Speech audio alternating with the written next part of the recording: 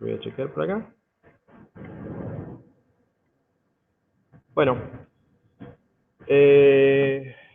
yo soy el licenciado Bernardo Arce, soy del Servicio de Salud Mental de acá de este hospital.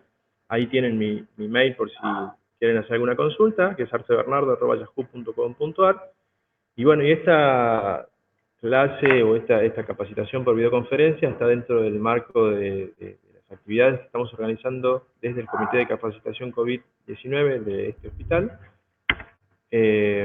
Simplemente un recordatorio, obviamente ustedes, si están conectados es porque ya están enterados, pero hay muchas personas que que verdaderamente no están enterados de estas capacitaciones que estamos haciendo, y sería bueno pedirles a ustedes si ustedes pueden ayudarnos a difundir. ¿Sí? Este es un poco el flyer que hemos difundido de manera virtual, por WhatsApp, o también hemos pegado algunos carteles en el hospital. Recuerden que las capacitaciones siempre, al menos estas capacitaciones, siempre van a ser por videoconferencia, están organizadas desde el comité de capacitación, y son para todo el personal, o sea que todos los temas de alguna manera van a ser adaptados para, para que puedan hacer estas capacitaciones todos, ¿sí? No es solamente para médicos o no médicos, o sea, todos pueden acceder. La idea es que hacerlo de esta forma para que todos puedan hacerlo en su lugar de trabajo y evitar un poco la circulación y tampoco juntar gente acá en el aula. Y los que, bueno, están en su casa también lo pueden hacer.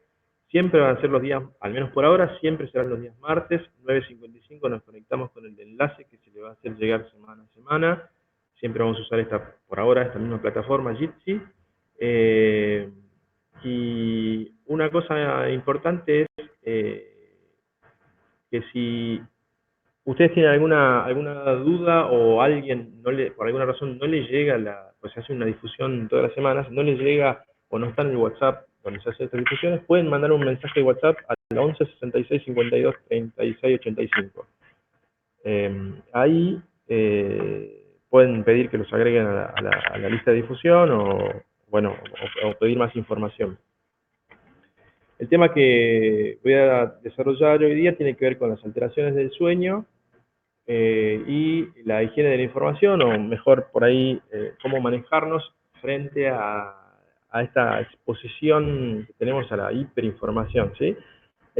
La elección de estos dos temas es porque tienen alto impacto en nuestra vida cotidiana, y otra porque de alguna manera es un recorte de puntos importantes que nosotros desde el Servicio de Salud Mental hemos desarrollado. No sé si a ustedes les habrá llegado, pero hemos desarrollado, les decía que el Servicio de Salud Mental de este hospital, nosotros no sé si les habrá llegado a ustedes, pero hemos elaborado y publicado una serie de reacciones esperables que podemos tener todos en general y nosotros como personal de salud en este contexto, que es el contexto de pandemia y el contexto de cuarentena, ¿no? Y además una serie de recomendaciones que podíamos llevar adelante para tratar de cuidarnos y sobrellevar lo mejor posible esta situación. Bien, entonces, recordando un poco esto, podemos experimentar lo que llamamos reacciones esperables, porque esto no es una enfermedad, sino es parte del contexto que está determinando cómo nos sentimos, qué pensamos y qué hacemos. Y entonces podemos tener preocupaciones del tipo, si me enfermo, qué pasa si yo me enfermo, qué pasa si me contagio, qué pasa si puedo contagiar a mi familia, a un ser querido. Esto de si tengo, por ejemplo, empiezo a estornudar, tengo algunos síntomas, empezar a perseguirme, la incertidumbre frente a esta situación de cuánto tiempo puede durar la cuarentena, cuánto tiempo puede durar la pandemia, cuándo se terminará esto, la idea de cuándo volveremos a la normalidad o al mundo anterior, ¿no? Tal vez las preocupaciones por los familiares, que si los familiares puedan ser de alguna manera afectados porque nosotros trabajamos en una institución de salud, o sea que estamos más expuestos.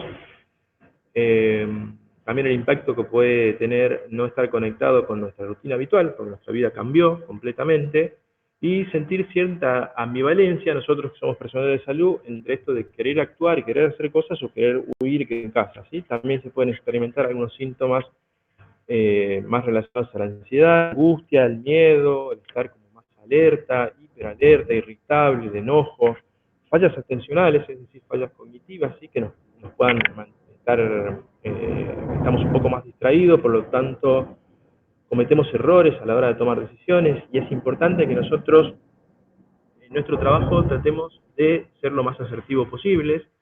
En este momento pueden generarse las alteraciones del sueño, ya sea por problemas para conciliar el sueño, para mantenerse dormido o porque nos despertamos antes de tiempo.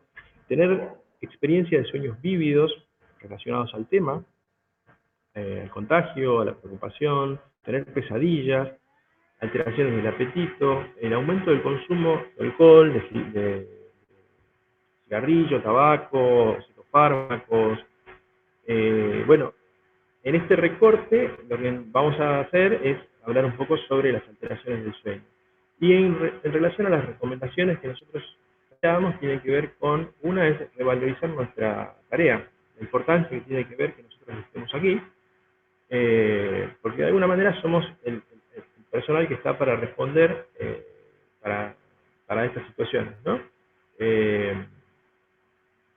También tenemos que, dentro de las limitaciones que implica la pandemia, implica la cuarentena, nosotros tenemos que cuidar nuestras necesidades básicas, ¿sí? Mantener nuestras rutinas dentro de lo posible, la rutina de alimentación, la hidratación, el descanso. Volvemos a conectarle con el tema del sueño. El descanso es fundamental para nuestro bienestar físico y mental. También tenemos que tratar de planificar rutinas fuera del trabajo, es decir, cosas que podamos hacer en nuestra casa, que puedan desconectarnos de esto por un rato, música, escuchar música, leer un libro, hablar con un amigo, eh, mantener el contacto con familiares, con amigos, con seres queridos, aunque sea a través de pantallas, pero muchos a veces no nos gusta la tecnología, no nos gustan las pantallas, pero eh, intentar mantener ese contacto, ¿sí? Eso es fundamental. También es importante que nosotros que venimos a trabajar y trabajamos en un servicio, con un equipo de trabajo, es compartir la información o el diálogo que se dé, de alguna manera tiene que ser, o la organización de la tarea de alguna manera tiene que ser constructiva, tratando de evitar el enojo o marcar el error, sino tal vez ver cómo encontrar soluciones, o sea, es decir, encontrar una forma de comunicación que por ahí nos ayude un poquito más en este momento de mucha tensión, ¿sí?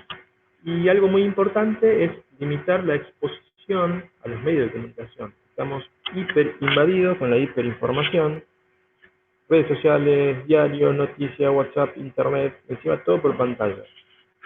Y la idea es que podamos buscar información, la idea no es no informarnos de meter la cabeza bajo tierra, sino estar adecuadamente informados, bien informados, porque esa es un poco una de las formas que tenemos de cuidarnos, y entonces tal vez es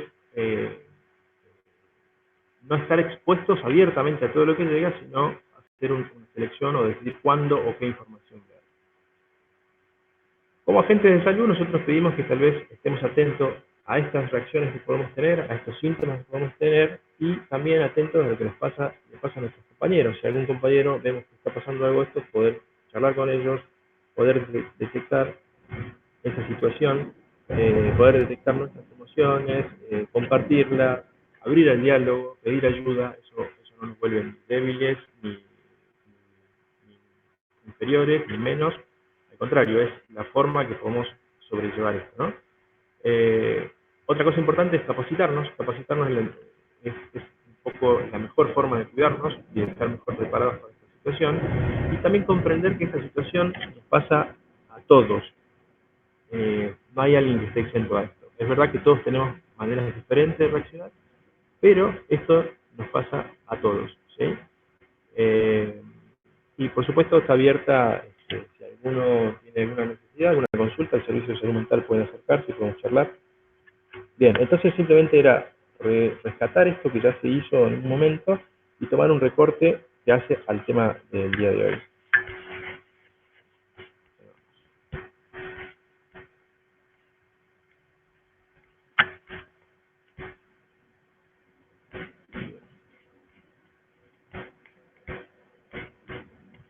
Okay. Entonces, los temas tenían que ver con las alteraciones del sueño y con el manejo de la información, ¿sí? Yo creo que para abordar el tema del sueño y adaptarnos a este contexto, a lo que necesitamos, y lo que nosotros necesitamos hoy son explicaciones claras, sencillas y que sean prácticas, de acceso rápido, que nos puedan permitir comprender qué cosa, o ayudarnos a identificar algo que nos puede estar pasando, algo que podemos estar experimentando, y identificar algunas recomendaciones que nos puedan ayudar. Entonces, con ese objetivo, es que de esta clase obviamente van a quedar afuera todas las cuestiones, los sistemas neurofisiológicos que intervienen en el sueño, lo neurológico, toda la parte neuroanatómica, todas esas cuestiones hacen a la estructura de funcionamiento, al hardware del sueño, digamos, van a quedar por fuera, y vamos a poner un punto de partida que tiene que ver con resolver estas preguntas que son sencillas. ¿Por qué dormimos? ¿Para qué dormimos? ¿Cuánto dormimos? ¿Y qué pasa si no dormimos? Bien, una aclaración importante es que el sueño es una conducta y no es un estado, no es un estado de conciencia o no es un cambio de estado de conciencia.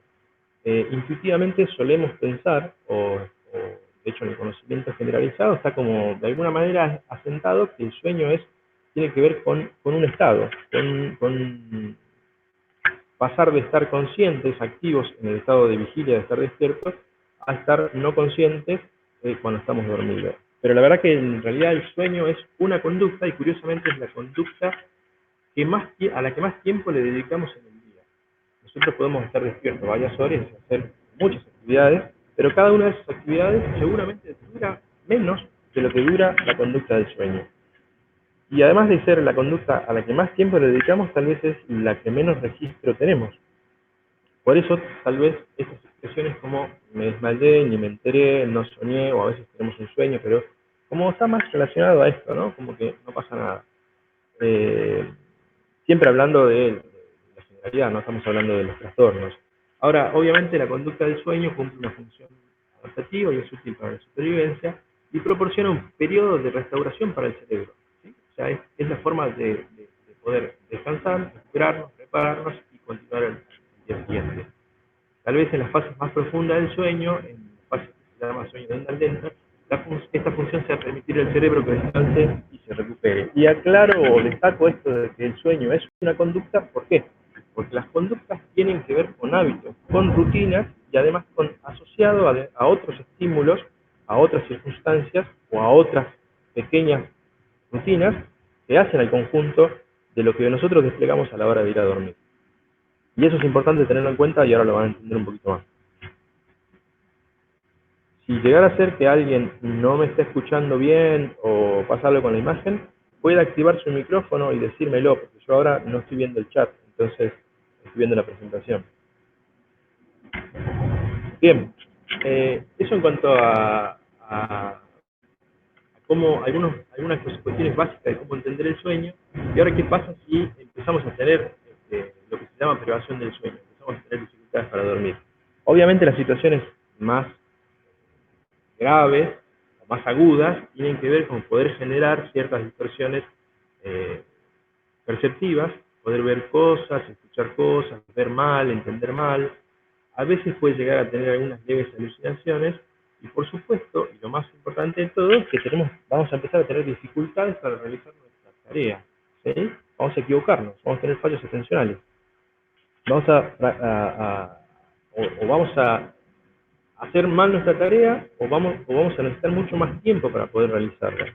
¿Sí? Entonces, el no dormir perjudica el funcionamiento cerebral y por lo tanto impacta en nuestro desempeño diario y nosotros necesitamos estar lo más asertivo posible. Comparen las caritas acá que se ven comparado con la del bebé anterior, que ya me da envidia cómo duerme ese niño. Bien, con respecto a cuánto dormimos, bueno, hay obviamente recomendaciones que tal vez las personas adultas necesitan dormir entre 8 o 9 horas, si sos un poco mayor, se duerme menos, cuando sos más chico se duerme más cantidad.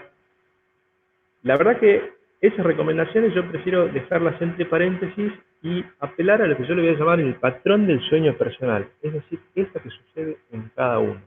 y cómo sucede en cada uno, cómo es el patrón mío, el patrón tuyo para dormir, habitual, general, no cómo dormiste anoche, sino generalmente cómo dormís, y en base a eso pensar en cantidad y calidad, ¿sí? Ya que hay personas que con dormir 5 horas se les despiertan completamente renovadas, recuperadas, restauradas y son completamente eficientes, se sienten descansadas. Otras personas requieren 8 o 9 horas de sueño para estar así. Entonces es muy particular, muy personal, ¿sí? Teniendo en cuenta esto, que siempre vamos a hablar, yo les propongo a ustedes que hablemos de patrón de sueño personal, o sea, no se comparen con lo que se dice por ahí que ustedes deberían dormir, no. Piénsense en ustedes, cómo duermen, y la información que viene la pensamos en nosotros, cómo dormimos, nuestro propio patrón. Entonces, ese patrón del sueño personal que ya hemos identificado, ¿qué pasa en este contexto de pandemia con eso? ¿Sí? Obviamente, ¿qué aparecen? Las preguntas que fuimos diciendo al principio. ¿Qué pasa si me contagio? Si se contagia algún familiar, ¿qué hacemos? Si no nos alcanza el dinero, si hay desabastecimiento, ¿cuándo volveremos a la vida normal? Siento miedo, siento enojo, no tengo ganas de ir a trabajar, tengo miedo de ir a trabajar. Bueno, son ejemplos que yo me fui inventando, pero que reflejan las cosas que nos pueden ir pasando, ¿no? Ya sea a través de preguntas, a través de imágenes, a través de pensamientos. Eh, Ahora, ¿ustedes qué creen? ¿Esto, irse a la cama con todo esto en la cabeza, afecta el sueño? Yo creo que sí, va a afectarnos el patrón del sueño. Ese patrón, yo les había dicho que el sueño era una conducta, entonces es un patrón de conducta personal el ir a dormir, ¿sí? Ahora, ¿cómo es ese patrón en este contexto pandemia? Aquí yo quiero aclarar que en realidad yo tendría que haber puesto cómo es ese patrón de conducta personal en el contexto pandemia y en el contexto cuarentena, porque podría haber sido una pandemia sin cuarentena. Entonces nosotros tenemos la pandemia y tenemos la cuarentena. La cuarentena, ¿qué ha implicado? Rutinas nuevas de higiene, por ejemplo. Entonces, hemos tenido que incorporar el alcohol en gel, el hacernos las manos, no tocarnos la cara, las pautas de cuidado, el llegar a casa y qué medidas tomar para higiénicas, en el trabajo, qué medidas tomar para también prevenir. Estamos más tiempo en el domicilio, en casa, aunque algunos, o nosotros, en el caso nuestro, nosotros sí tenemos que salir a trabajar, pero de alguna manera igual está limitado, porque nosotros venimos a trabajar y después nos volvemos a casa. Podemos hacer teletrabajo, tal vez, estamos en casa, entonces cambió. Nuestra conducta cambió, nuestra rutina cambió, nuestras actividades cambiaron. Las actividades domésticas que realizaban tal vez otras personas, en el caso de la persona que tenía alguna empleada, bueno, ahora el hombre y la mujer de la casa se tienen que distribuir las actividades domésticas, o sea que además de trabajar, tenemos las actividades domésticas también. El cambio de la vida social, ¿sí? Ya no podemos salir a cenar, ya no podemos salir a encontrarnos con amigos, todo tiene que ser a través de pantallas, por eso es también el mayor uso de la tecnología en comunicación. Eh, y también hay reducción, obviamente, de otras conductas. Por ejemplo, podíamos tener otros trabajos y no lo podemos ir a hacer. Podíamos estar estudiando, no lo podemos hacer. Íbamos a hacer deporte, no lo podemos hacer. O lo podemos hacer en casa, pero no como lo hacíamos antes. Y hay un mayor uso de la tecnología. O sea que hay un mayor uso de la tecnología propiamente dicho para la comunicación y un mayor uso de la tecnología para el resto. O sea, si queremos descansar, tipo ocio, tecnología, pantalla. Si queremos buscar información, pantalla. Si queremos divertirnos, pantalla. ¿Sí? O sea, si queremos comunicarnos con un amigo, con un ser querido, pantalla. Ahora, ¿ha cambiado nuestra conducta? ¿Nuestra conducta ha cambiado por decisión personal, individual? No, obviamente hubo un cambio en el entorno, es un cambio de afuera, que viene hacia adentro, y ese cambio de conducta, en estos ejemplos, por ejemplo, ¿ustedes qué creen? ¿Puede alterar nuestro sueño? Claramente va a alterar nuestro patrón de conducta personal del dormir, ¿sí? Esto yo creo que es un ejemplo inventado, ¿no? Pero me parece que podría aplicar para muchos. ¿Mm? A la 1 de la mañana, X persona termina de ver una serie y siente que el sueño está cerca. Apaga la TV y se dispone a dormir y piensa, voy a mirar un ratito el Facebook o las redes sociales hasta que me duerma. Son las 2 de la mañana, ya vio todas las redes sociales, volvió a leer los diarios por si aparecía alguna otra noticia, y justo entra un mensaje de WhatsApp al cual no puede dejar de mirar. 3 de la mañana, volvió a prender, esta misma persona volvió a prender la TV para retomar la serie que le ayuda por ahí a entretenerse, a empezar a pensar en otra cosa o a dejar de pensar en las preocupaciones, y piensa, ya me quedé preocupado con los mensajes que están mandando los compañeros de trabajo. ¿Mm?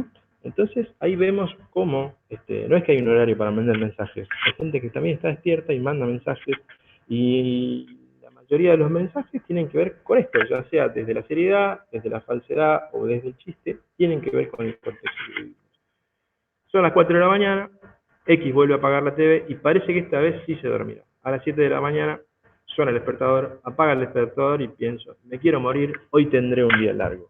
¿Mm? Y bueno, esto creo que nos pasa mucho, nos puede pasar mucho, al que no le pasa, tiene suerte. Y creo que es una situación que refleja, sencilla, ¿no? Obviamente, acá no estoy poniendo, hay personas que la verdad que la pasan muy mal, pero bueno, puede reflejar algo. Y me ayuda para poder presentar un poco lo que se está diciendo ahora con respecto a la alteración del sueño, ¿sí? Entonces, en este contexto pandemia, ¿sí?, de cuarentena, lo que se denuncia es que las personas que ya tenían trastornos del sueño obviamente empeoraron, pero también hay que ser cuidadosos con esto porque es relativo los efectos que tiene la cuarentena. ¿Por qué? Porque seguramente también hay un grupo de personas que se han beneficiado con la cuarentena o se sienten mejor o sus síntomas han disminuido. Bueno, habrá que ver qué pasa con esas personas que tengan que volver a la vida fuera de cuarentena. Ahora estamos hablando de cuando la cuarentena impacta negativamente, ¿no? Y en este caso en el sueño. Bueno, entonces tenemos dificultades para conciliar el sueño, no nos podemos quedar dormidos, o para mantenerlos dormidos nos despertamos cada rato, o también los despertares precoces, nos despertamos antes de tiempo, sin ninguna necesidad. Hay pesadillas, como ya lo decíamos hace rato, sueños vívidos. Y esto es importante, la tendencia a la nocturnidad, ¿sí? Estamos, tal vez, esto es lo que se suele decir, que está pasando a la gente se acuesta más tarde. ¿Mm? Hay cambios en los horarios de acostarse y de levantarse, es decir, no solamente me acuesto más tarde, sino cada día me acuesto a un horario diferente, ¿sí? Entonces, esto es importante porque justamente nos está hablando de una no rutina, de un no hábito, ¿sí? Nos acostamos más tarde, nos levantamos más tarde, y encima no a la misma hora, en horarios diferentes cada día. Y acá aparece el concepto nuevo que se llama jet lag social, o sea que estas alteraciones producen el jet lag social, que ahora lo vamos a explicar. ¿La causa cuál es? Es la alteración de las rutinas, ya que las rutinas que nosotros teníamos, la conducta que nosotros teníamos, no se cumple. Los horarios, los rituales, las comidas, la relajación previa que por ahí uno intenta buscar antes de dormir, y entonces, acompañado a eso, estamos hiperestimulados, bombardeados de noticias, con incertidumbre. Esto funciona como alarmas despertadoras continuas. En vez de propiciar el sueño, nos mantienen con todos los sistemas de alerta activados. Esto es lo que nos está pasando, y entonces acá es donde se conectan los dos temas, ¿no? El tema de cómo impacta el cambio de conducta, el cambio de rutina en el sueño, y además cómo impacta la hiperinformación o el estar expuesto a tanta información. Con relación al jet lag, obviamente que al jet lag social, perdón, el jet lag social no es un concepto nuevo o creado para el contexto pandemia COVID. Sí es un concepto que la gente que estudia alteraciones del sueño suele utilizar para las personas o para explicar un efecto, un fenómeno que se da los fines de semana, ¿sí? Si ustedes lo piensan, todos los fines de semana algo alteramos en la rutina.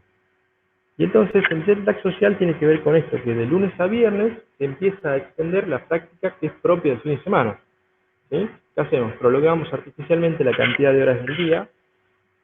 ¿Qué pasa? A través de las luces en la pantalla estamos más expuestos a la luz, ¿sí? Por lo tanto, la luz del día, artificialmente, ¿sí?, se hace más larga, ¿sí? Prolonga las horas de vigilia y roban las horas de descanso nocturno. Nosotros, en una realidad anterior, tal vez el viernes, el sábado, nos acostábamos más tarde, veíamos una película, comíamos otra comida, ¿sí? Entonces, ahora lo que está pasando es que pareciera ser que estamos empezando a vivir un fin de semana más largo, ¿sí? Entonces, ¿qué pasa? Nuevamente repetimos, las personas no cumplen las rutinas, se van a dormir a cualquier hora y en distintas horas cada noche, se quedan enchufados con las noticias, con la serie, con la televisión. pantallas, pantallas, pantallas. Noticias, noticias, noticias. Entonces, lo que ha cambiado es lo externo. Ok, volvemos a empezar. Entonces, estábamos hablando del jet lag social. Vamos a hacer estas recomendaciones para los que les esté pasando esto o tengan están experimentando estos cambios, están teniendo estas dificultades o cambios en la conducta del dormir. Bueno, la idea es tener tal vez recomendaciones en este momento complejo, y además de complejo es dinámico, cambiante. La idea es tener recomendaciones que sean simples o sencillas, lo más sencillas posible, y siempre las recomendaciones tienen que tomarlas en términos generales, pero ustedes adaptarlas, tratar de llevarlas a qué, al patrón personal del dormir, ¿sí? ¿Por qué necesitan ser lo más sencillo posible? Porque una, para poder lograrlas, para poder cumplirlas, y segundo, para poder sostenerlas, ¿sí? Entonces, la primera recomendación es mejorar las condiciones ambientales, ¿sí? En cuanto a la luz, si alguien requiere que esté todo oscuro, tiene que poner todo oscuro. Si alguien prefiere dormir con la ventana abierta, dormir con la ventana abierta.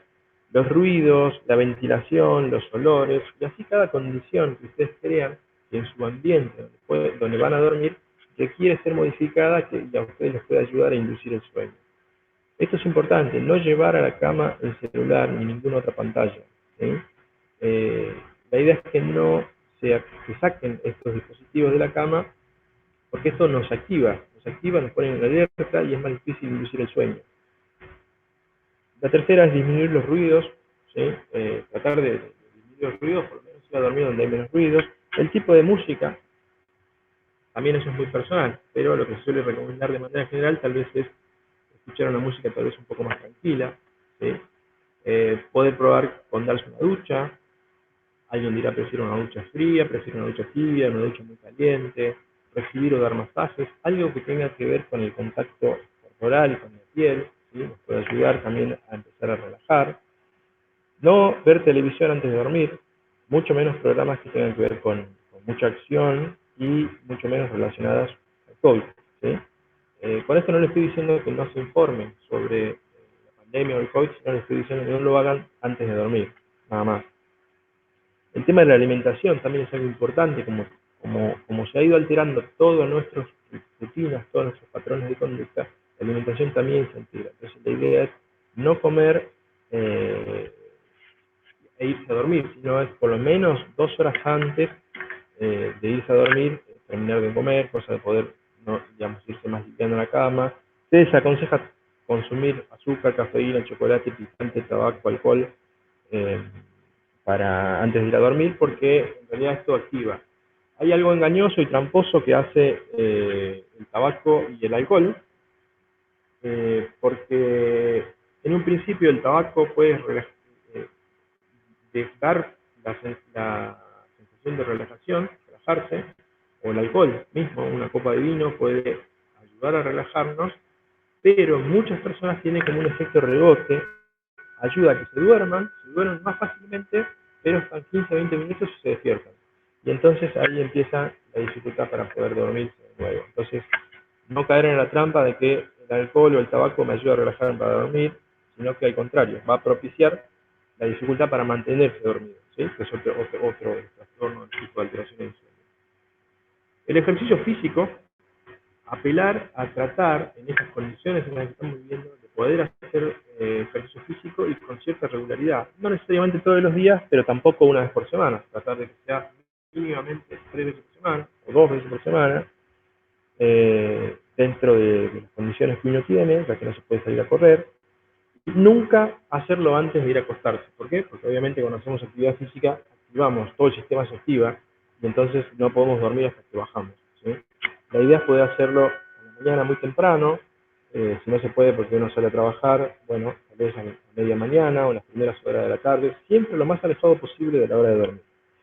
Y también tratar de volver a recuperar los rituales que solíamos tener antes, siempre hacer los mismos en el mismo orden. ¿Qué quiero decir con esto? Aunque tal vez no seamos conscientes de ello, tenemos rituales para ir a dormir. No sé, cada uno piensa en su situación particular, pero es Me tomo un té, me tomo un vaso de agua, después me levanto, me cepillo los dientes, me pongo el pijama, o me doy una ducha, me pongo el pijama, me leo un capítulo de un libro y recién me voy a la cama, no sé. La rutina es muy particular, entonces es tratar de recuperar eso y que siempre sea de la misma forma y en el mismo orden. Estas situaciones son como sencillas de poder cumplir, ¿sí? Y ayudan muchísimo, está demostrado que ayudan mucho. Ahora podemos ir a recomendaciones que son difíciles, ¿sí? ¿Por qué? Porque esto tal vez es cuando ya hay un trastorno instalado. Usted, o la persona que esté experimentando esto o que haya empezado a experimentar esto a partir de la pandemia, por ahí es como algo, no es un trastorno que esté establecido, pero si la cosa se agrava, uno puede apelar a esta técnica que es puramente conductual. ¿Qué quiero decir con esto? Que es puramente conductual. Que no es que no nos importe preguntarle a la persona por qué no dormís, qué crees que te está pasando y nos cuente sus preocupaciones. También lo hacemos. Lo que tiene que ver esta intervención es que es puramente conductual en el sentido de que se trabaja solo a nivel de la conducta, ¿sí? No que pensamos, que creemos o cómo nos sentimos. ¿Okay? ¿Cuál es la idea de esto? Es establecer la conexión entre el sueño y el lugar para dormir. Entonces, por ejemplo, no se puede pasar todo el tiempo que uno quiera en la cama, tirarnos a ver películas en la cama, no, charlar en la cama, lo que sea, no, sino simplemente es estar el tiempo que se necesita solo para dormir, es decir, revalorizar el tiempo que realmente uno se duerme. Si tenemos sueño, nos acostamos, nos despertamos, nos levantamos y salimos de la cama. Acostarnos solo si estamos somnolientos, es decir, ya estamos ahí encontrando el sueño, ¿ok? No acostarnos antes. El dormitorio solo se puede usar para dormir y para tener relaciones sexuales. Si ninguna de esas dos actividades o conductas son las que vamos a tener, estamos afuera del dormitorio, ¿sí? Vamos a suponer que estamos un poco somnolientos, vamos y nos acostamos. Si no nos dormimos en los primeros 15-20 minutos, vamos a salir de la habitación, vamos a esperar media hora afuera y recién vamos a volver a la cama, solo si estamos somnolientos. Y esto repetirlo durante la noche las veces que sea necesario. A la mañana nos tenemos que levantar siempre a la misma hora, no importa la hora a la que nos hayamos dormido, no importa si estamos cansados, no importa nada, nos levantamos siempre a la misma hora, entre más temprano mejor. Y también tenemos que evitar las siestas durante el día, y si es que no se llegase a poder evitar, porque es una necesidad imperiosa al dormir, no dormir nunca más de 30 minutos. Y no mirar la hora, sacar el reloj de la habitación. Esto, tal vez escrito así parecería ser simple, pero a cabo es muy difícil, es muy sacrificado, pero obviamente el costo es inmediato y reporta beneficios a largo plazo. Esto se lo puedo decir desde la teoría y se lo puedo decir de la experiencia, porque yo hice esto también hace muchos años cuando tenía muchas dificultades para dormir, y la verdad que cuesta mucho, pero una vez que se acomoda y la habitación y la cama son el estímulo único y necesario tal vez, o se vuelven en el estímulo fuerte para poder inducir al sueño y dormimos y descansamos. Se volvió a cortar la grabación, así que voy a interrumpir un minuto más y vuelvo.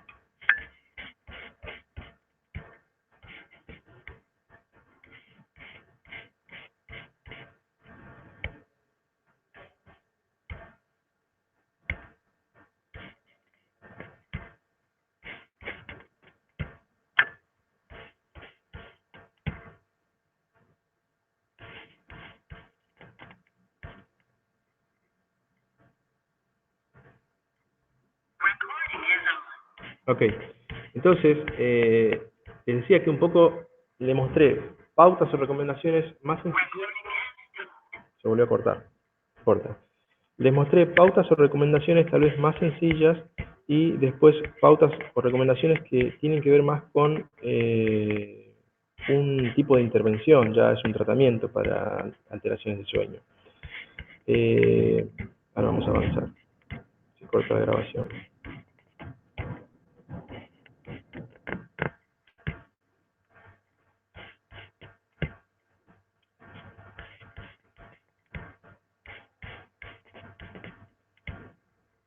Ok. Ahora, ¿qué pasa? Pasando al siguiente tema, es qué pasa con la información. ¿Cómo hacemos para darnos cuenta cómo de qué manera nos impacta la hiperinformación o la exposición a la información, y también tener en cuenta algunas recomendaciones. Esto ya lo dije con el tema anterior, pero lo pongo acá para repetirlo. ¿Por qué? Porque es lo que conecta los dos temas. No llevar a la cama celulares, pantallas, no mirar televisión antes de dormir, menos, digamos, menos si son programas de acción o noticias relacionadas al COVID. Estamos hiperestimulados, bombardeados de noticias y con incertidumbre. Estamos todo el tiempo con alarmas activadas. Esto no propicia el sueño y por lo tanto vamos a alterar no solamente el sueño, sino vamos a estar más preocupados, más nerviosos, más temerosos, más irritables. Entonces, ¿de qué manera afecta esto? Como les decía, es aumento en las preocupaciones, aumento en la ansiedad, hay un impacto en el desempeño de las actividades, porque obviamente toda esta carga tiene un costo. ¿Y dónde se repercute? En nuestro desempeño. Hay un impacto en el sueño, como decía, ¿sí? Es decir, cómo la información, la exposición altera nuestro sueño. Y quiero destacar lo de las fake news o las falsas noticias, ¿sí? ¿Cuál es la diferencia?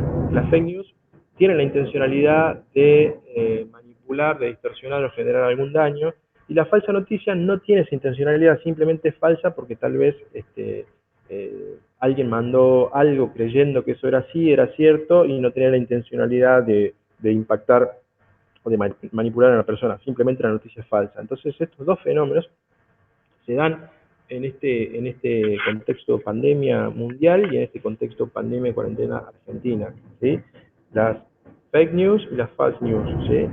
Esto, ¿por qué lo destaco y lo pongo como importante? Porque esto, además de generar todos estos síntomas de ansiedad y pegar en el sueño, impactan en algo que es tremendamente importante: la forma de cómo nos cuidamos nosotros y cómo cuidamos al otro, ¿sí?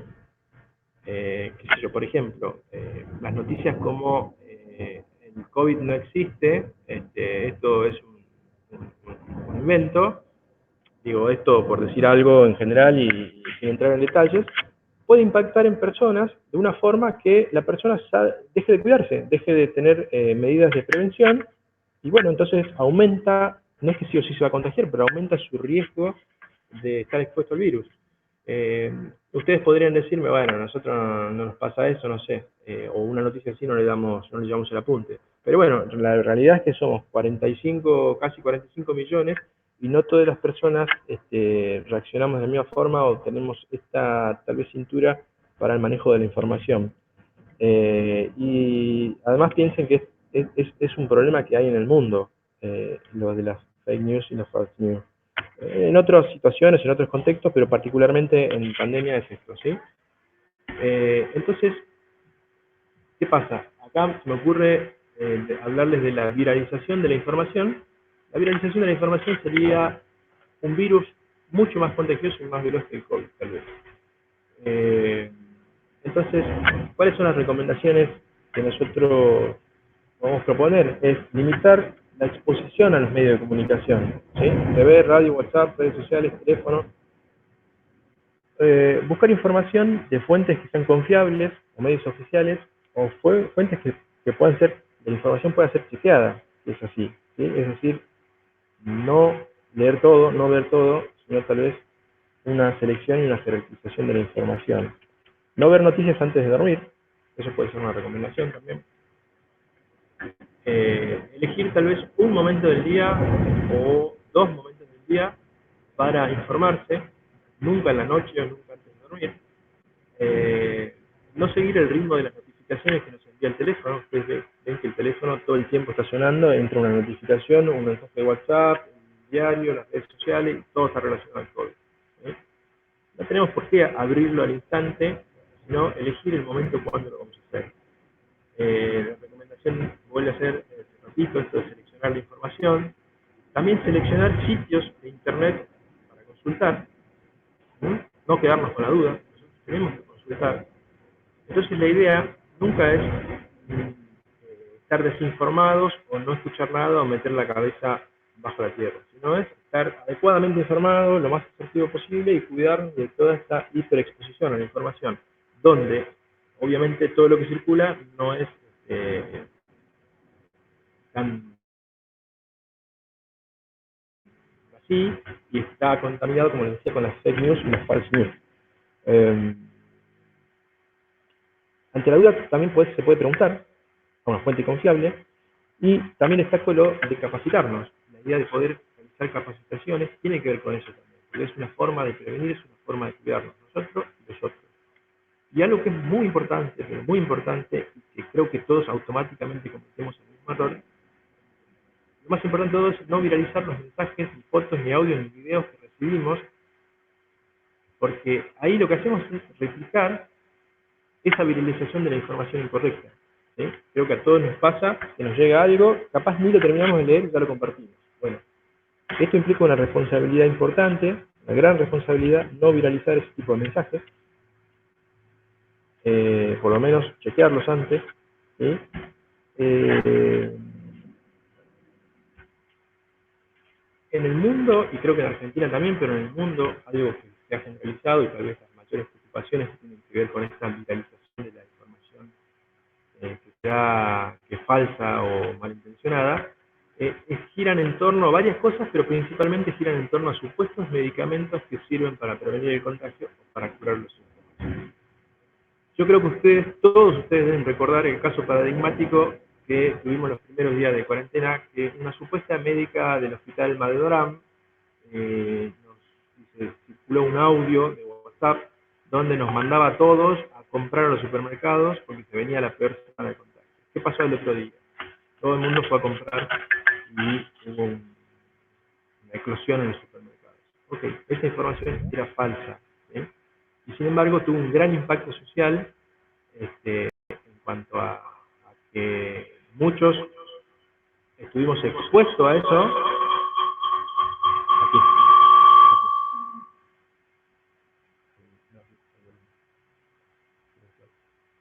Muchos estuvimos expuestos a eso, pero además el impacto que tuvo en la conducta de las personas. Salieron a comprar en manada. Eso es gravísimo. Y así, como esos ejemplos, hay muchos. Ahora les doy otro ejemplo.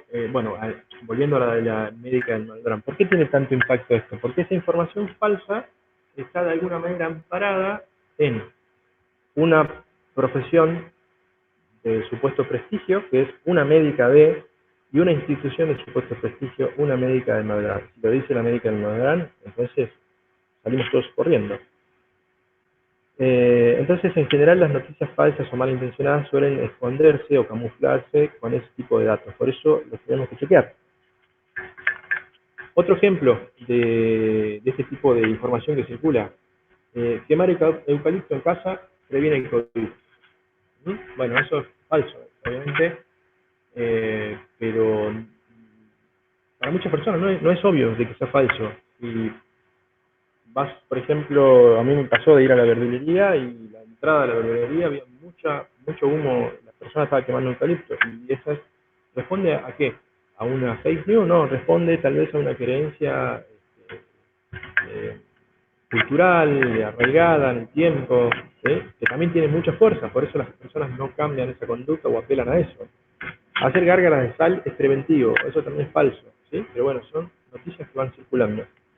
Entonces, ¿qué es lo que ha hecho el mundo en general y qué ha pasado en Argentina?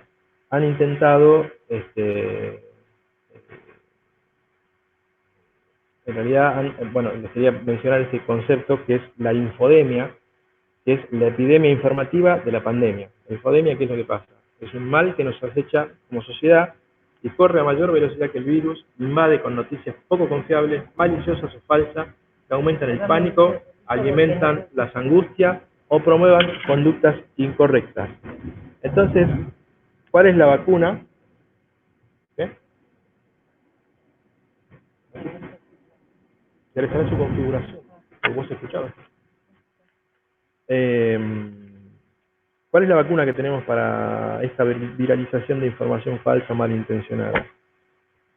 Podemos apelar a páginas oficiales, por ejemplo, tenemos la página del Ministerio de Salud de Nación, podemos ver la página del Ministerio de Salud de Ciudad, donde continuamente, todos los días se va actualizando la información, y creo que en este punto los argumentos tal vez de partidarios, políticos, podrían caerse en el sentido de, bueno, yo no soy opositor al gobierno nacional, entonces no quiero ver una noticia del gobierno nacional porque seguro es falsa. Bueno, ese tipo de cosas, yo no sé si tiene que ver con las evidencias, tal vez tiene que ver más con las creencias y los supuestos que uno tiene, y que son supuestos de verdad que uno se pone, o tal vez con cierta, no sé, nada, simplemente oposición, pero yo creo que en las dos, son dos páginas que les propongo que tienen que ver con, justamente con partidos políticos opuestos, y sin embargo, creo que la información que se pone ahí, por lo menos para cuidarnos y para entender el contexto, sirve. Y después quería mostrarles otra página que a mí me parece importante, que puede servir para ustedes, o para todo el mundo, digamos, para poder combatir un poco esto de los fake news, que algo que se llama Confiar, que es una herramienta, a ver si la puedo compartir. Esperen un segundo.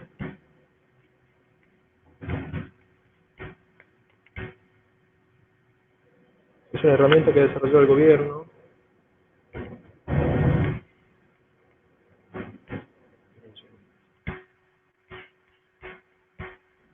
Y que es bastante interesante.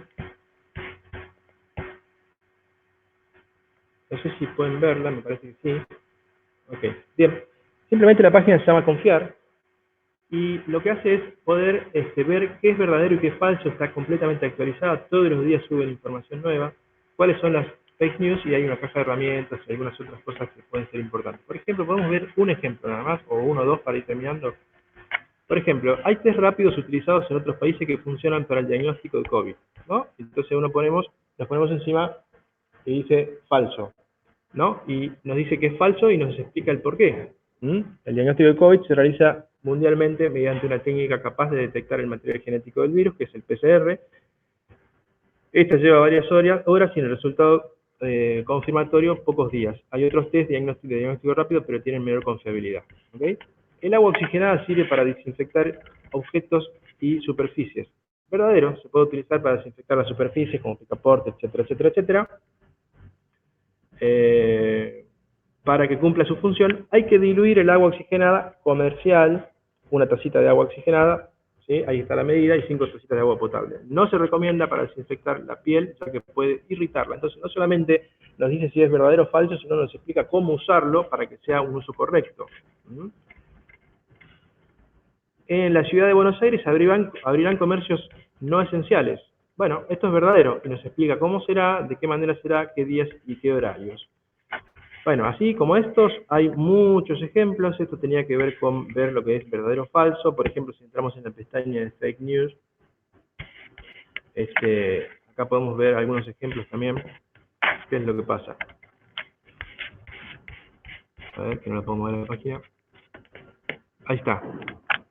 Acá está nuevamente lo del eucalipto en casas. No sirve para prevenir el coronavirus. O sea, te aclaran cómo es la información.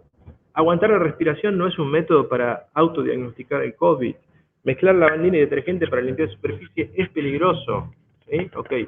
Entonces acá nos está aclarando, o agarra las fake news y las desmiente. Todo esto es muy importante porque mucha gente, investigadores del CONICET, son los que han aportado para esta página.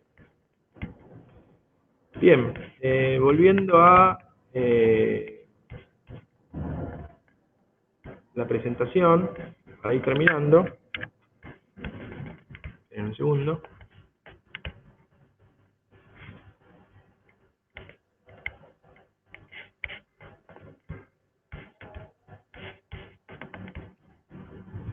Bueno, nada, les decía, me parece que si nos tomamos el tiempo, hacemos el esfuerzo, podemos prevenirnos también de esta información malintencionada o falsa, y es muy importante no replicar la información.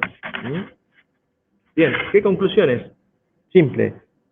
Cuidado con el jet lag social, ¿sí?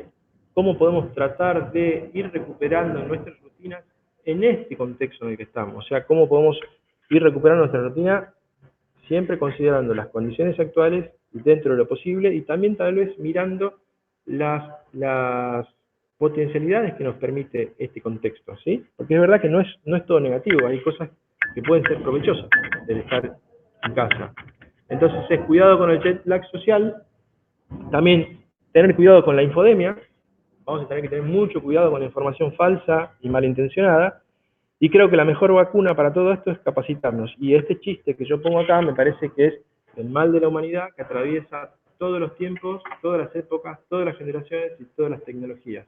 Y dice, no papá, esa es una noticia falsa, pero ¿cómo va a ser falsa si dice justo lo que yo pienso? Entonces, creo que es momento para darle lugar a las evidencias o al conocimiento basado en evidencia y no a las creencias o los supuestos que imponemos como verdad, y eso nos pasa a todos. No sé, muchas gracias, acá termino, si quieren hacer alguna pregunta.